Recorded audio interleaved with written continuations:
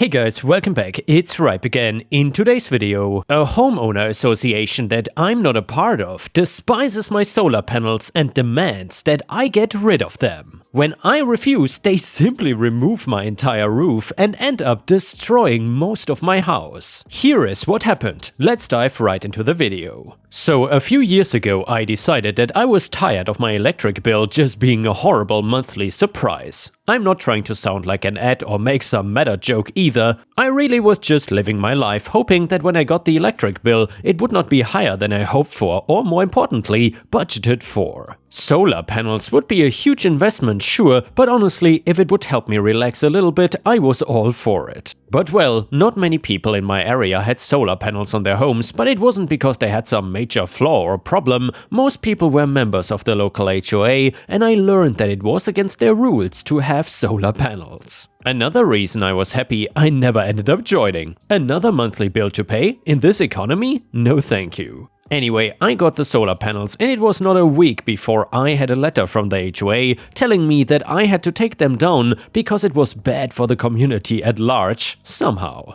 I ignored the letter and the two that followed it. What I couldn't ignore was a board member stalking me as I went outside to get to my car. HOA person: "We never heard back from you regarding our letters, and we can see the solar panels are still on your roof." Me: "Yeah, they are, of course. I read your letters, and while I understand you personally don't like solar panels, I'm not taking them down." HOA: "But you have to. The request is not optional." Me: "Since I'm not a member of your HOA, anything you suggest actually is optional. And let me tell you now, all official, if I keep getting letters in the mail and people stalking out my house, I will file a lawsuit for harassment." I got in my car with the promise from the woman that this thing is not over. Well, too bad, so sad for her, but I had better things to do. They could scream at me until they were red in the face, but I truly did not give a single F about what they wanted. They did not think it was bad for the community for me to get solar energy. They thought what a lot of people think when they see my roof, that the solar panels are kind of ugly, and yeah, I'm not too proud to admit that.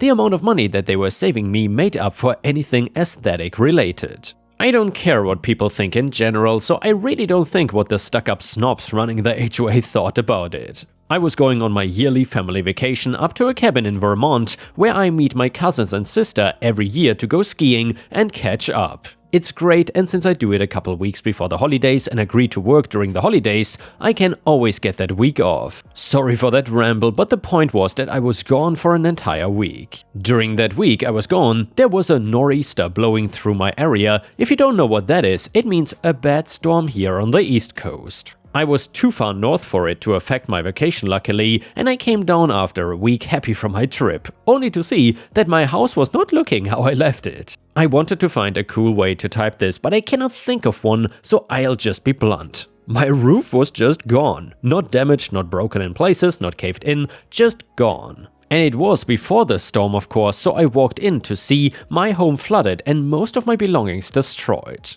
All the furniture was ruined for sure, the floors, the appliances, and anything else you can think of. My mind was just really stuck on wanting to know where my roof went. That answer came in the form of my neighbor. Now, unlike a lot of the stories on here, she was not a Karen or part of the problem actually. She is a woman in her 60s that just loves to gossip and is overall just nice and wants to talk. When she saw me, she was going a mile a minute about everything she saw and how she wanted to stop them. From her, I gathered the day before the storm, a crew came and took off my roof. With the HOA president standing and supervising, I know they were not professionals because there's a way to remove the panels without taking off the whole roof with it. They did not know how or just wanted to go fast, I guess. I'm blessed for this neighbor because she actually reported to the town hall what happened, but because of the storm they never got back to her. I then spoke to town hall, who confirmed what the neighbor said and actually had an inspector drive past and see that my roof was gone. They had a plan to try and cover the roof with a tarp, but with the storm and high winds it was unsafe to go up there. I then got a lawyer and filed a lawsuit against the HOA to pay the damages done to my house. For those that are thinking, what about insurance? Well, I called them too. Anybody dealing with those kinds of places knows that they love a loophole if it means not needing to pay. According to them, the roof not being destroyed and instead missing meant that they would not give me money for the damage. My only course of action was getting it from the HOA. In court, we both took turns to talk about our sides of things. Mine was pretty simple because I was not even in the state. I couldn't have done anything or tried to save my stuff. They were again claiming that solar panels were against HOA policy and refusal to remove them would result in the HOA doing it themselves. For a minute, it looked good for them until I dropped the bomb that I was not a member of the HOA and that they did not remove the solar panels but instead my entire roof with it. Their response was that the roof itself was damaged from the storm and they only took the panels. They wanted to get away with paying just a little now that they knew that they were screwed. Eyewitness reports from my neighbor and the town inspector report broke that lie really fast. Before they could make something else up, they were stopped by the judge. The judge said, "Before you continue to fabricate a story, I'm ending things here. It's clear that you did not like the solar panels and wanted to take advantage of the fact that she was out of town. The damage is due to what you did and you're responsible. I find in favor of OP for the full amount of $220,000. The HOA was still trying to argue, but the judge was walking away after that decision and we all had to leave. I was beaming that I had won and the money would replace my things and get me a new roof with new solar panels. That was not the end because I wanted criminal charges pressed as well for destroying my roof. For this, the HOA realized that they could all go to jail and then threw the president under the bus. She went to prison, but the rest of them still ran their little club, luckily leaving me and my roof out of it from that point on. And yeah, Ripe Stars, if you still enjoy the HOA stories, please don't forget to like the video and maybe even post some star emojis in the comments because that would help me tremendously. Thank you so much for pleasing the algorithm, and now let's continue with the next petty revenge story. It starts like this. So I started my last job in 2017. I was a part-time warehouse worker who over a few years was promoted into a transport admin/management role.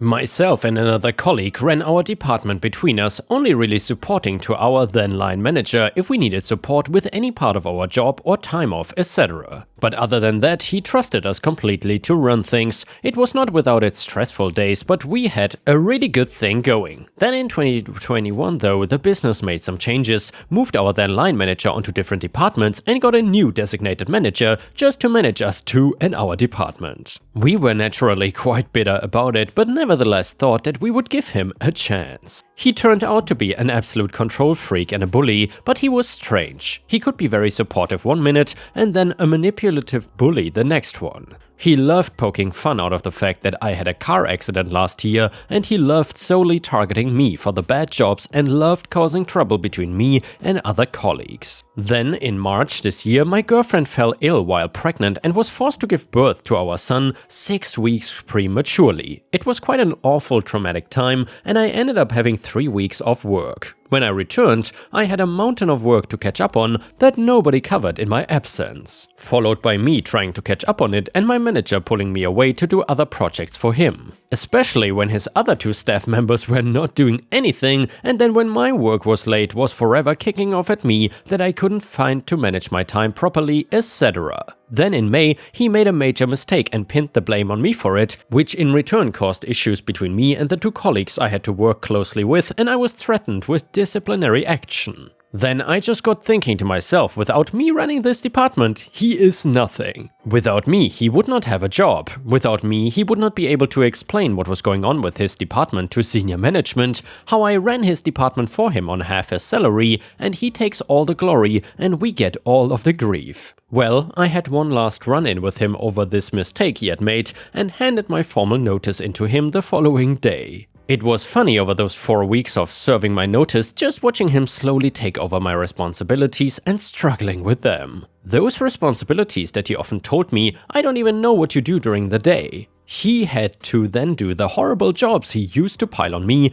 and on my final day in June, I told my fellow colleagues that I will give him 3 months before he either quits or gets fired. And well, within the first few weeks, the department massively failed their monthly audit, which sparked attention of company directors who were sent in to investigate, as this had never happened before. Then, bang on a month later, I was on holiday and had one of the senior managers ringing me and texting me asking for passwords for systems, as my line manager had gone on holiday and had not organized anything. I ignored him because I didn't work there anymore and I was on holiday. However, then he kept continuing to make mistakes. He had not ordered essential items, which caused trouble for the site, and he did not have a clue about the job in question, as I originally was out to prove. Then a month after that, he was suspended from his duties pending further investigation, as management finally realized he couldn't do his job in question. Month after that, management claimed that he quit with immediate effect. I think he was fired. But either way, my 3 months prediction was right and he could not run that shift without me. It really is petty revenge creating a job to prove a point, but it proved the point. Good riddance. I now run my own business, have a much better work and life balance, earning more than I could ever dream of in that place, and life is fantastic. And here, ripe stars, I gotta say, that was a textbook perfect example for petty revenge. Either way, let's now move on to the Am I the A-hole story for today's video, and please watch until the end because it also has an update and conclusion.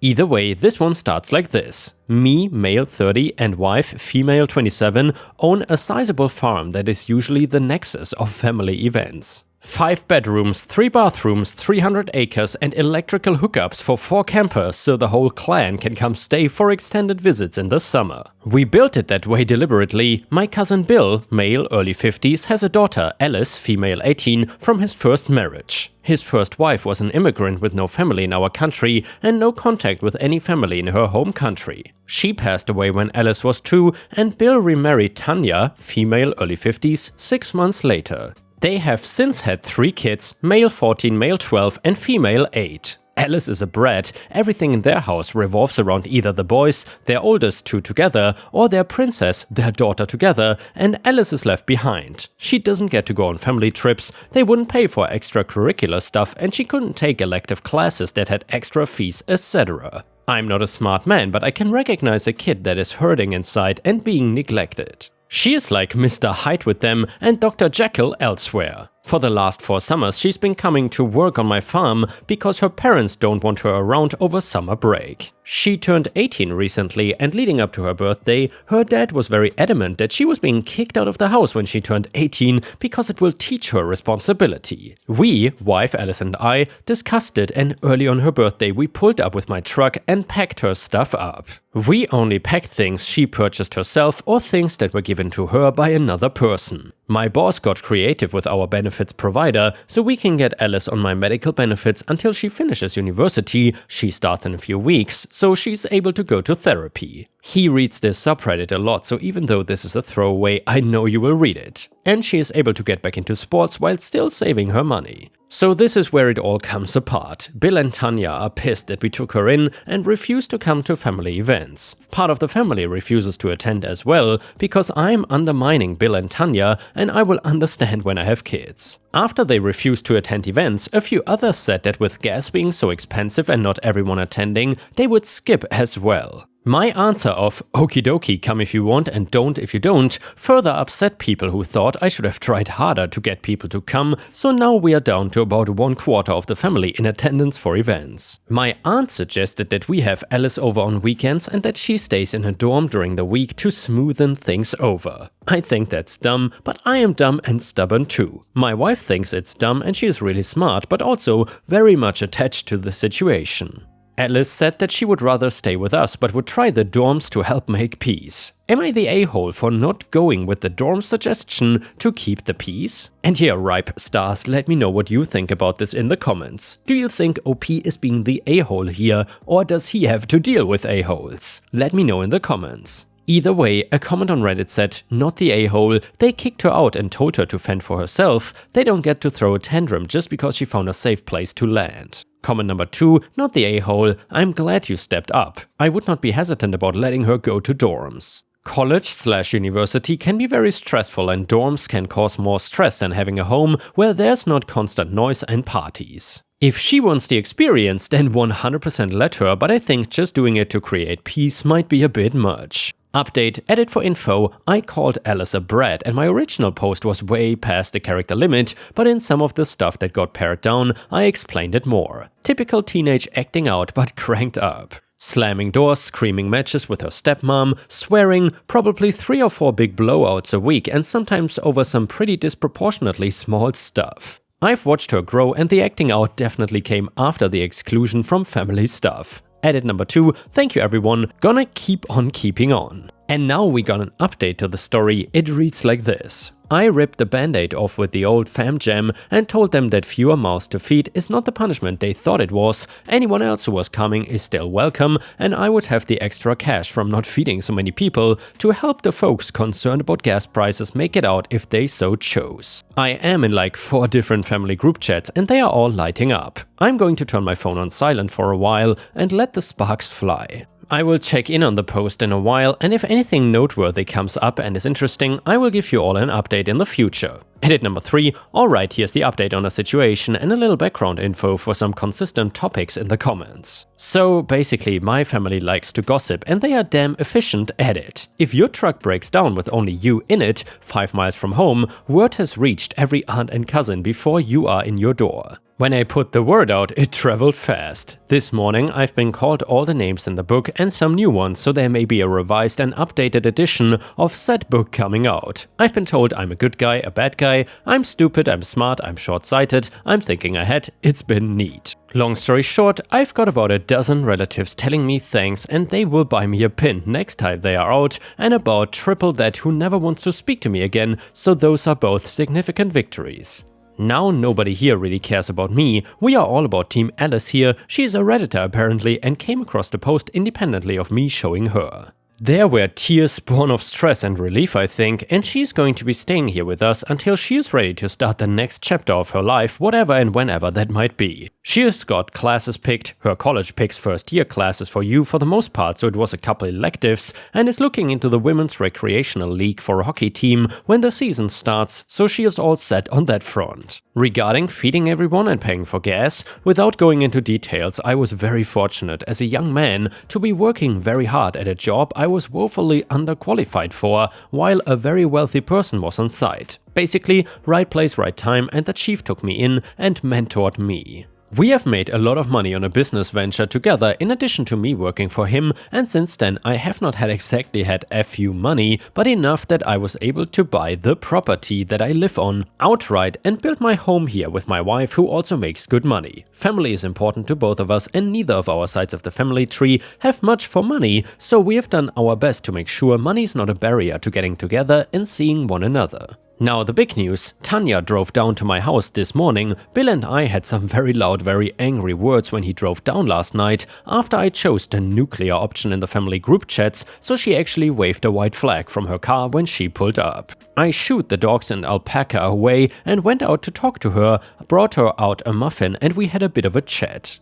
Allegedly, Bill was threatening to kick Alice out to scare her straight, and that they were not actually going to kick her out and they were caught off guard when we showed up on the morning of her birthday. I told her that she was missing the point and that I'm not sure that I could use small enough words or short enough sentences to explain it to her if she thought that was the only problem. She cried, she peeled out of my driveway at max 7 and it's been radio silent since, which I'm currently enjoying. And here, ripe stars, to make things even better, we even have a final update. So about a year ago, my 31 male cousin, Alice, female 19, moved in with my wife, female 28, on her 18th birthday after being told she needed to move out on said birthday from her parents' early mid-50s, I don't care enough to do the math, house by said parents. I'm here with an update at her suggestion. The good news first, a year later she's a year into an engineering degree, she's been playing lots of hockey, raised a couple of steers all on her own, and at her therapist's recommendation, she is down to monthly sessions after a brief stop at bi-weekly after starting with weekly. She's the same sweet kid but without the extra unneeded stress of being treated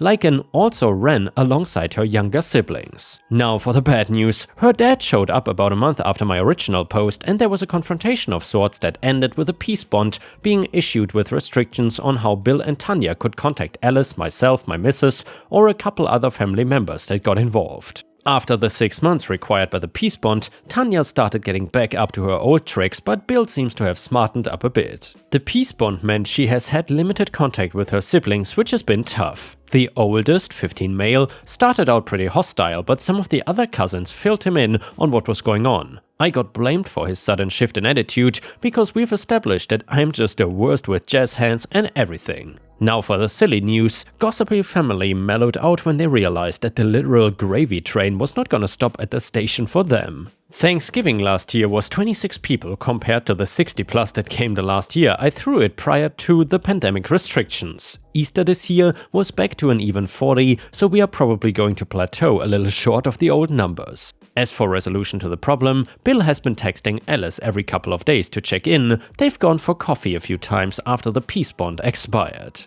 I would go to his funeral but not his birthday party, were Alice's words when I asked her about where they are at. I'm hoping time can heal that wound, but she's been really good at setting boundaries. To quote one of the great warrior poets of our time, John Cougar Mellencamp, life goes on. And yeah, Ripe Stars, if you enjoy these super long Am I the A-hole stories, then please let me know in the comments and I will continue with them. I for one really enjoy these stories that have a conclusion, because as many of you noted in the comments, you do enjoy Am I the A-hole, but a lot of the stories don't have a conclusion and it's not really satisfying. So that is what I'm trying to change by selecting these specific stories. Let me know what you think about that. And with this, we have reached the end of the video. However, if you cannot get enough of my content, please check out my endless playlist, where you can find thousands of hours of content. In addition, please don't forget to subscribe to my channel to not miss any of my daily uploads. Thank you so much in advance, and I hope to see you again tomorrow.